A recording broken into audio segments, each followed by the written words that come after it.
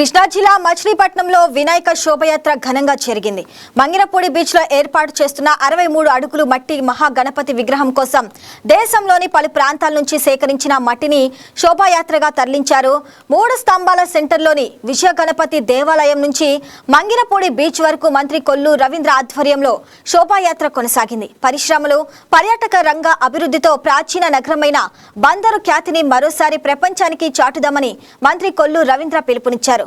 సాంప్రదాయం, సంస్కృతి, ప్రకృతికి దగ్గరగా ఉండేలా మట్టి మహాగణపతిని ఏర్పాటు చేస్తున్నామని తెలిపారు. ప్రతి ఇంటి నుంచి, వ్యవసాయ క్షేత్రాల నుంచి మట్టి సేకరించాలని ఇచ్చిన పిలుపుకు స్పందనగా దేశంలోని వివిధ ప్రాంతాల నుంచి మట్టి వచ్చిందని మంత్రి చెప్పారు. మంత్రి నారా లోకేష్ తన ఇంటి ఆవరణలోని మట్టిని పంపించారని, CM Chandrababu, deputy CM Pawan Kalyan కూడా త్వరలో తమ ఇళ్ల నుంచి మట్టి అందించనున్నారని వెల్లడించారు. బందర్ పోర్టుతో పాటు అనుబంధ పరిశ్రమలు, పర్యాటక అభివృద్ధి, ఉద్యోగ ఉపాధి అవకాశాల పెంపుతో మచిలీపట్నానికి పూర్వ వైభవం తీసుకురావడమే తమ మహా సంకల్పమని మంత్రి కొల్లు రవీంద్ర తెలిపారు. ఈ కార్యక్రమంలో ఆయన సతీమణి నీలిమ, కుమారుడు పునీత్, వినాయక విగ్రహ ఉత్సవ కమిటీ అధ్యక్షుడు చలమలశెట్టి నరసింహరావు, కూటమి నాయకులు, కూటమి సభ్యులు, వేలాది మంది భక్తులు పాల్గొన్నారు.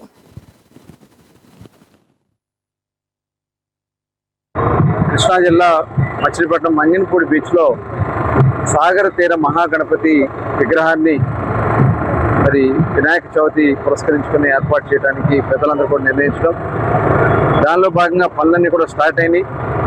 అయితే ఇది సాంప్రదాయబద్ధంగా ఉండాలా, అలాగే మన ప్రకృతికి దగ్గరగా ఉన్నటువంటి, మన ఆచారంగా ఉన్నటువంటి వినాయకుడి, మట్టి వినాయకుడిని మనం పూజిస్తాం. మట్టి వినాయకుడిని ఇక్కడ ఏర్పాటు చేయాలని చెప్పి సంకల్పించి 63 అడుగుల విగ్రహం, అతి భారీ విగ్రహం, అన్ని ఏర్పాట్లతో కూడా దాదాపు సువిశాలమైనటువంటి 100 ఎకరాల్లో ఈ విగ్రహాన్ని ఏర్పాటు చేయడం జరుగుతుంది. అద్భుతంగా అక్కడ మరి పెద్దలందరూ కూడా, మరి అధ్యక్షుడిగా గోల్పీస్ నరసింహరావు కానీ, అలాగే బాలు గారు, బాబా గారు, చంద్రశేఖర్ మాస్టర్ గారు అందరూ కలిసి దీన్ని అత్యంత సౌభావంతంగా చేస్తూ ఉన్నారు. మరి ఆ కార్యక్రమానికి ఈరోజు ఆ మట్టిని తరలించే కార్యక్రమం ఫస్ట్ టైం, మొట్టమొదటిసారిగా ప్రతి ఇంటి నుంచి కూడా ఒక పవిత్రమైనటువంటి మట్టిని ఇమ్మని చెప్పి మేము పిలిపిస్తే మరి ఇవాళ లక్షలాది మంది బయటకు వస్తూ ఉన్నారు. మరి వేరు వేరు దూర ప్రాంతాల నుంచి కూడా, మరి ఢిల్లీ నుంచి కానీ, కొన్ని మొన్న అమరావతి నుంచి కానీ, షిరిడి నుంచి కానీ వాళ్ళు స్వచ్ఛందంగా తీసుకొచ్చి మట్టిని తీసుకొచ్చి మేమందరూ కూడా భాగస్వాములు అవుతున్నారు. మొన్న నారా లోకేష్ గారు కూడా మరి తెలుసుకుని ఆయన కూడా చెప్పి వారు కూడా కమిటీ సభ్యులకి ఆ మట్టిని కూడా అందించడం జరిగింది. ముఖ్యమంత్రి గారు కూడా త్వరలో ఇస్తానని చెప్పి, అలాగే పవన్ కళ్యాణ్ గారు కూడా చెప్పడం కూడా జరిగింది.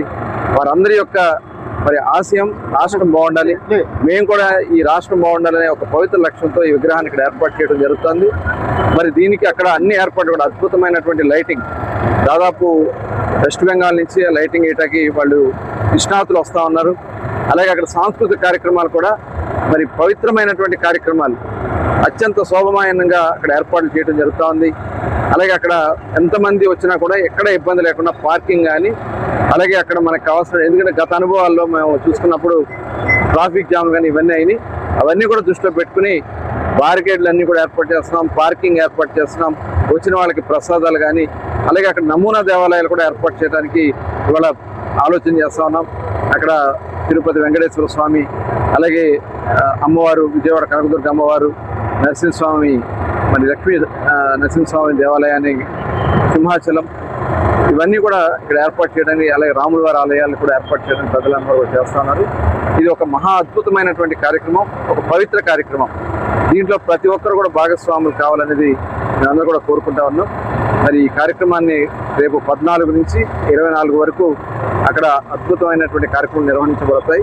అందరూ కూడా దీంట్లో భాగస్వాములు కావాలని చెప్పి మరొకసారి పిలుపునిచ్చి, ఈరోజు చాలా అద్భుతంగా స్వచ్ఛందంగా ఒక చిన్న పిలుపుకి ఇన్ని వేల మంది వచ్చి వాళ్ళు మరి మట్టిని ఇవ్వడమే కాకుండా, పవిత్రమైనటువంటి మట్టిని ఇవ్వడమే కాకుండా యాత్రలో కూడా పాల్గొన్నందుకు అందరినీ కూడా మనస్ఫూర్తిగా అభినందన తెలియజేస్తాం. సాగర్ తీర మహాగణపతి నిర్మాణం కోసం సేకరించిన మట్టిని తరలించే క్రమంలో గణపతి నిర్మాణ మట్టి శోభాయాత్ర నిర్వహించడం జరిగింది. దాంట్లో ప్రతి గ్రామం నుంచి, దాదాపు షిరిడి నుంచి, ఢిల్లీ నుంచి ఎంతో మంది తీసుకొచ్చి ఎన్నో పుణ్యక్షేత్రాల నుంచి కూడా ఈ రహదారిలో మాకు ఇవ్వడం జరిగింది. చాలా సంతోషంగా ఉంది. ఎందుకంటే సుభిక్షం కోసం, మన బందరు అభివృద్ధి కోసం, తెలుగు రాష్ట్రాల ఉన్నతి కోసం, అభ్యున్నతి కోసం చేపట్టినటువంటి కొల్లు రవీంద్ర గారి ఆశయానికి ప్రజలందరూ కూడా ఈరోజు ఎంతో బ్రహ్మరథం పట్టారు. దాదాపు మేము అనుకున్న దానికంటే చాలా ఎక్కువ మంది ఈ శోభాయాత్రలో పాల్గొనడం జరిగింది. దాదాపు ఒక 20 ట్రాక్టర్ల మట్టిని కానీ మేము ఊహించిన దానికంటే ఎక్కువ మట్టి ఇంతవరకు సుమారుగా 1,00,000 ఇళ్ల నుంచి మేమైతే మట్టిని సేకరించాలనుకున్న క్రమంలో దాదాపు 60,000 ఇళ్ల నుంచి ఈ 4 రోజుల నుంచే సేకరించడం జరిగింది. ఈ మట్టిని మంగినపూడి తరలించే క్రమంలో అలాగే ద్వారకా తిరుమల నుంచి రథాన్ని ఏర్పాటు చేశారు రవీంద్ర గారు. అలాగే దుర్గామల్లేశ్వర స్వామి విజయవాడ దేవస్థానం నుంచి రథాన్ని ఏర్పాటు చేశారు.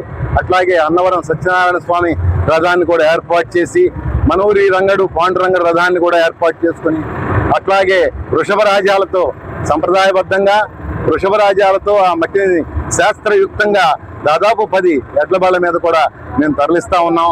ఎన్నో వేల మంది, దాదాపు 10,000 మంది వరకు ఈరోజు ఈ కార్యక్రమంలో హాజరవటం మాకెంతో సంతోషంగా ఉంది. అట్లాగే వర్షాలు లేక రైతులు ఎంతో బాధపడతా ఉన్నారు. చాలా ఆగస్టు ఆఖరికి వచ్చేసాం. ఇప్పుడు కూడా ఇంకా మే నెలలో ఉండేటువంటి వేడి ఈరోజు మనం అందరం కూడా అనుభవిస్తా ఉన్నాం. వర్షాలు పడవలసిన టైంలో కూడా వర్షాలు పడక రైతులు ఎంతో బాధపడతా ఉన్నారు. పంటలు రేపు వర్షాలు లేకపోతే చాలా మంది రైతులు ఇబ్బంది పడే పరిస్థితి అయితే మనం చూస్తా ఉన్నాం.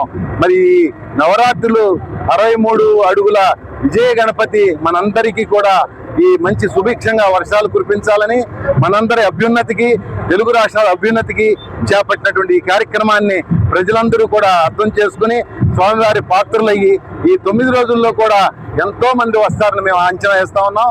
మేము ముందుగా వేసిన అంచనా అయితే రోజుకు 1,00,000 మంది వరకే వస్తారని